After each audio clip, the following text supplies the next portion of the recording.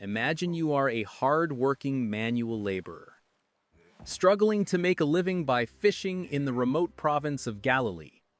Every day, you face heavy taxes from the ruling Roman Empire, working exhaustingly from dusk till dawn, only to pull up your nets and find absolutely nothing.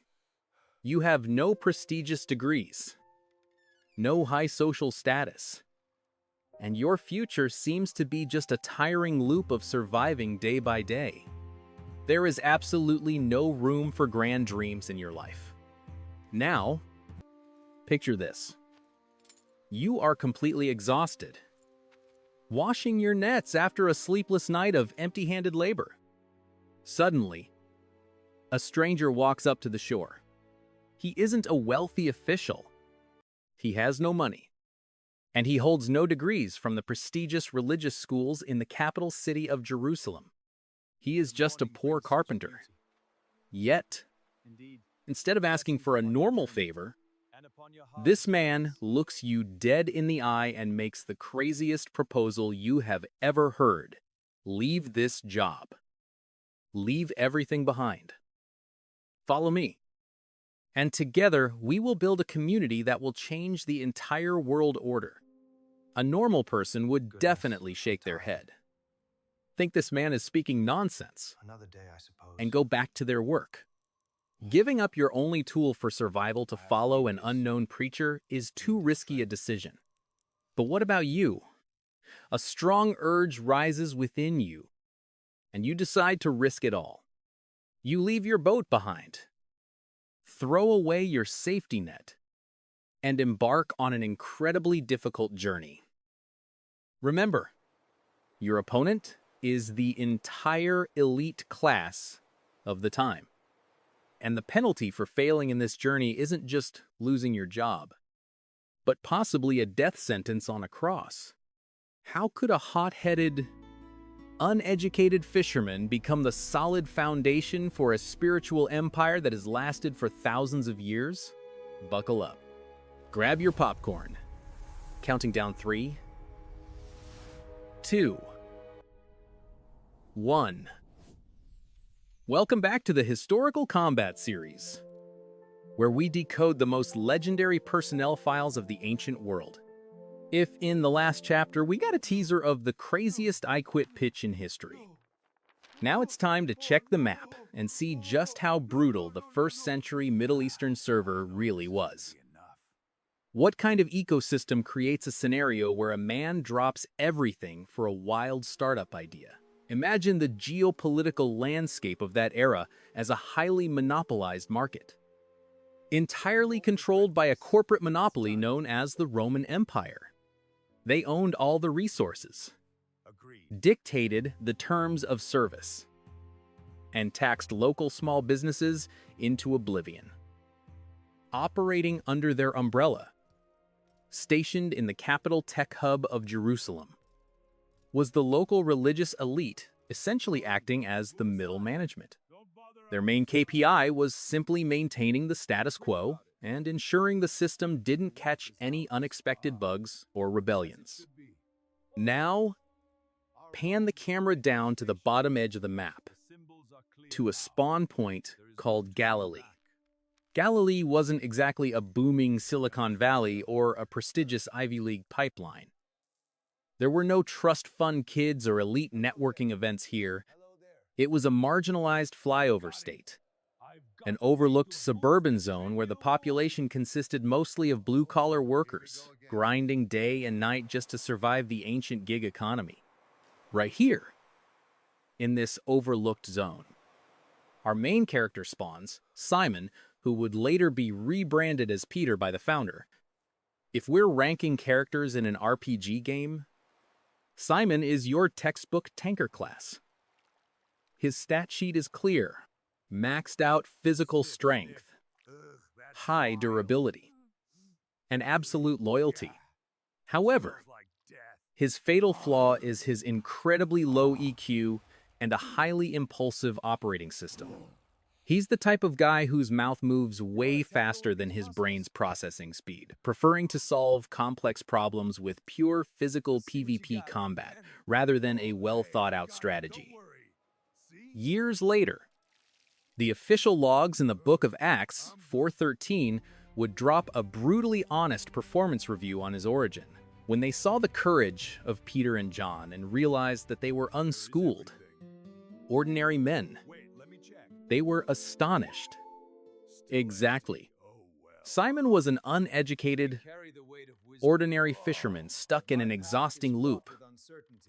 But that raw, unfiltered, seemingly red flag profile was exactly what the ultimate founder was looking for, to fill the co-founder seat of the biggest spiritual startup in human history. Simon was just a guy trying to survive a rigged system. But before he could put on that CEO suit, what brutal reality was he actually facing on the waters of the Sea of Galilee? How exactly did the server-crashing encounter between him and the unknown carpenter play out? You think you know how a recruitment pitch works?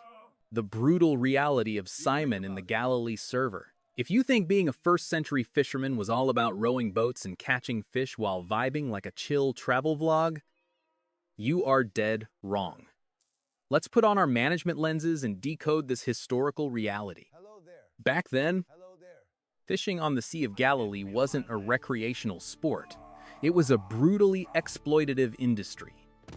The Roman Empire and local corrupt officials held the controlling shares of this entire ecosystem. For every net pulled up, Simon's team had to give up massive percentages to cover ridiculous taxes. They were grinding 24/7, tanking storms and physical labor. But their cash flow was permanently stuck in the red zone. History actually logged the absolute worst night shift in the career of this tanker named Simon. In any RPG game, your loot drop depends on the RNG, random number generation rate. Well, that night, the server's RNG for Simon was a big, fat 0. His crew cast their nets, drained their stamina to pull them up, and the result? Completely empty. Cast again. Pull again. Still empty. Their HP bars were depleted, and their physical operating systems were crashing. They invested dozens of hours of heavy manual labor, only to hit a completely negative ROI, return on investment. This wasn't just physical exhaustion, it was a devastating mental breakdown. The Gospel of Luke 5-5 recorded the most authentic, depressed moment of a bottom-tier laborer when Simon replied to the founder, "Jesus, the very next morning, Master. We've worked hard all night and haven't caught anything." If we translate this iconic quote into modern Gen Z corporate slang, it essentially means, "Boss, my team has been grinding KPIs all night. We burned through all our resources, and our revenue is still absolutely 0. This server is way too toxic." At this moment, Simon is standing right on the edge of total despair, a massive crisis of faith and complete financial exhaustion. It's the exact moment when any modern gig worker or startup founder would just want to log off from the market, sell their boat, and move back to their parents' basement. But you think everything is over? You think this unknown founder is just going to give him a pat on the back? Drop a motivational quote and walk away? Absolutely not. Hold on to your seats. Trust me. This next part is not for the faint of heart, because right at the exact second Simon's energy account hits rock bottom, Jesus is about to drop a product demo that breaks every law of physics, shatters normal economic logic, and completely hacks the Galilee server. Buckle up. Grab your popcorn. Counting down 3, 2, 1. The most epic plot twist in the history of religious startups. The product demo and the glitch in the matrix. After a sleepless night completely drained of both stamina and hope, Simon is quietly washing his nets by the shore. Right at that moment, the unknown carpenter, Jesus, shows up with a massive crowd of followers. Interestingly, this leader doesn't choose a grand plaza or a majestic temple for his speech. He borrows Simon's boat, pushes it out a bit to use the water as a natural acoustic amplifier. In modern terms, Jesus just hijacked Simon's beat-up fishing boat to use as a stage for a historical TED Talk. When the pitch ends, Jesus turns to the exhausted fisherman and drops a directive that completely goes against all professional industry standards. Put out into deep water. And let down the nets for a catch. Luke Visi. Nelje. Let's analyze this strategically. Simon is an industry veteran. He knows perfectly well that fish in the Galilee server don't feed during the day, especially in deep waters.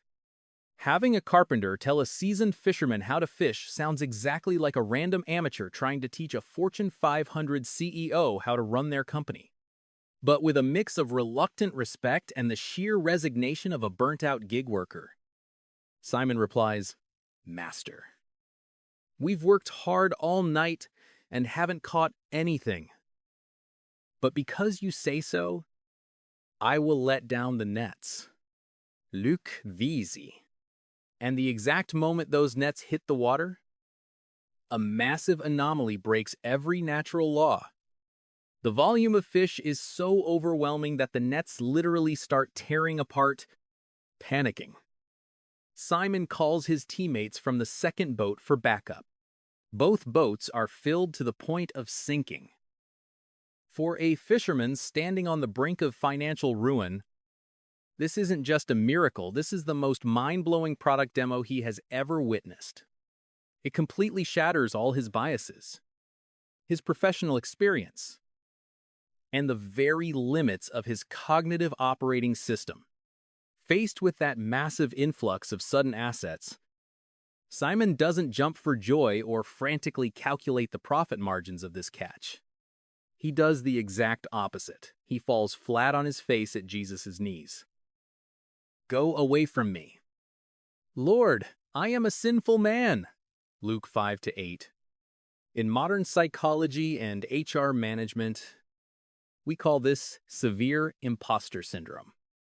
When confronted with a figure of such monumental scale, Simon's cognitive system immediately throws up a fatal error, a literal glitch in his matrix.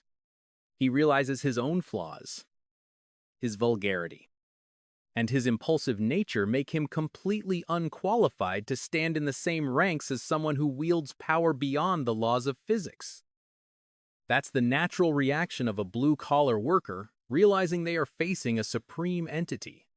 Simon essentially hands in his resignation letter right before officially getting hired, thoroughly convinced his profile is way too toxic. But do you think the ultimate founder is just going to nod, take the fish, and go look for a more polished candidate? Not a chance. Hold on to your seats. Trust me. This next part is not for those with a conventional mindset, because that carpenter is about to drop an offer that, thousands of years later, the entire human civilization is the craziest pitch and the ultimate rebranding. If we look at this from the HR perspective of the religious elite in Jerusalem, Simon's resume would be tossed straight into the shredder. A hot-headed, uneducated blue-collar worker who literally just admitted he's a walking red flag? Zero chance he makes it to the executive board? But this unknown carpenter Jesus doesn't care about polished LinkedIn profiles. He sees the raw potential in the most rugged individuals. Right when Simon is panicking and trying to withdraw his application because of severe imposter syndrome, Jesus hits him with a short but history-defining recruitment pitch. Don't be afraid. From now on, you will fish for people. Luk visi. Kymmenen. Let's decode this strategy. Translated into modern corporate speak, Jesus is essentially saying, leave this small-town gig behind. Your resilience and grit shouldn't be wasted on catching mindless fish. Come with me. We are going to headhunt global talent and disrupt the world. This offer comes with zero base salary, no 4001k, and no health insurance. But it taps right into the deep desire of a man wanting to do something far more epic than an endless, boring loop of a 9-to-5. To prep for this new vision, Jesus immediately launches a classic rebranding campaign. He decides to change Simon's corporate identity. You are Simon, son of John. You will be called Cephas, which, when translated, is Peter, meaning the rock. John 1:42. From a volatile, struggling fisherman to the rock. This wasn't just a nickname, it was a prophecy. A C-suite title representing ultimate stability. The Supreme Founder saw a rock-solid foundation inside a deeply flawed human being. Faced with the biggest catch of their lives, an asset equivalent to winning the lottery for these gig workers, Simon and his crew make the ultimate all-in move. They don't drag the fish to the market to cash out and buy real estate. History logs their reaction in one brief but earth-shattering line. So they pulled their boats up on shore, left everything and followed him. Luk visi, yksi toista. Leaving the nets behind officially closed the chapter on Peter's exhausting daily grind, marking his successful passage through the most rigorous recruitment phase. He rose from the bottom of society to become the core personnel, the co-founder of the greatest spiritual empire on the planet. But let's be real. Being a leader is never a walk in the park. Can a muscle-brained guy who prefers physical PvP combat handle the cutthroat political and military machinery of the Roman Empire? What happens when this early-stage startup faces its very first massive PR and political crisis? And how tragically will the rock crumble into pieces during the darkest night in the Garden of Gethsemane? You think this journey is going to be a smooth ride? Not a chance. Buckle up. Hold on to your seats. Because the real blood-soaked plot twist and the ultimate self-destruct are about to begin in Chapter 2. Counting down 3, 2, 1. The decision to leave behind his nets and that record-breaking catch to follow an unknown carpenter officially closed the first chapter of Simon's exhausting blue-collar life. From an ordinary, bottom-tier fisherman, he rose to become the core personnel, laying the foundation for one of the greatest spiritual movements in human history. But taking the leadership seat is never an easy road. Does a hot-headed man, used to acting purely on instinct, have what it takes to steer this organization against the ruthless political machine of the Roman Empire? The resilience of Peter, the rock, will soon be put to a brutal test, and when the cold night falls over the quiet Garden of Gethsemane, a young organization that seemed so solidly united is about to witness a devastating internal collapse of faith. Do you think this leader's journey will just be a bed of roses and glorious victories? Think again. Don't touch that dial. Buckle up. Because the most painful plot twist and Peter's ultimate downfall will be fully exposed in the next video. Thank you for tuning in to today's episode of the Historical Combat series. Drop a comment below and hit that subscribe button so you don't miss the breathtaking events in the next part. Until next time, goodbye and see you soon.